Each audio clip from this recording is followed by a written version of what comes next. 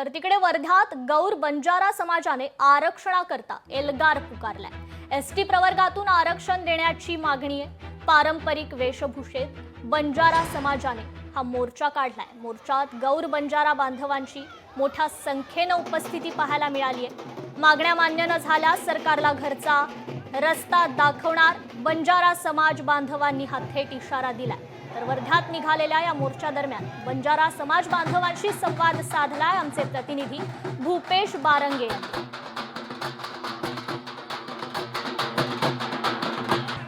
महाराष्ट्र राज्यात अनेक समाजांचे आरक्षणासाठी आता मोर्चा निघाला आहे। सोबतच बंजारा समाजांचा वर्ध्यातही आता मोर्चा निघायला सुरुवात झाली आहे। आपल्या सोबत आहे बंजारा समाजाचे काही नेते, मोठ्या संख्येने या ठिकाणी नागरिक आले आहेत। काय सांगाल, तुमची मागणी काय आहे सरकारकडे?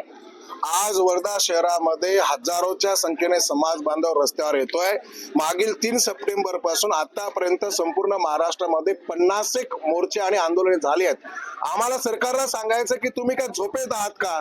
तुमच्या संवेदना काय जागृत नाहीत का? या समाजाच्या भावना वेदना तुम्हाला कळणार आहेत की नाही? 50 आंदोलन झाली तरी तुम्ही अजून दखल घेत नाहीये। जर तुम्ही दखल घेणार नसाल तर लक्षात घ्या, ज्याप्रमाणे मराठा समाजाला हैदराबाद गॅजेटच्या आधारावरती तुम्ही आरक्षण दिलं, त्याच हैदराबाद गॅजेट मध्ये या समाजाची नोंद आदिवासी म्हणून आहे। म्हणून आदिवासीची आरक्षण त्यांना हवंय, म्हणून वेगळी उपवर्गवारी करून आम्ही मागतो। आदिवासीचा आम्हाला मूळ आरक्षणाला धक्का न लागता मागणी आहे। जर या सरकारने आमची दखल नाही घेतली तर येत्या जिल्हा परिषद पंचायत समितीमध्ये त्यांना त्याचा गंभीर परिणाम भोगावा लागेल। एवढंच नव्हते, 50 ते 60 आमदार, 10 खासदारांना आम्ही घरचा रस्ता दाखवू शकतो, कारण आमचे निर्णायक मतदान आहे। म्हणून या समाजाची मागणी आहे की या समाजाला एसटी प्रवर्गामध्ये उपवर्गवारी करून त्या ठिकाणी आरक्षण देण्यात यावं। हा समाज आता जोपर्यंत आरक्षण मिळणार नाही तोपर्यंत गप्प बसणार नाहीये।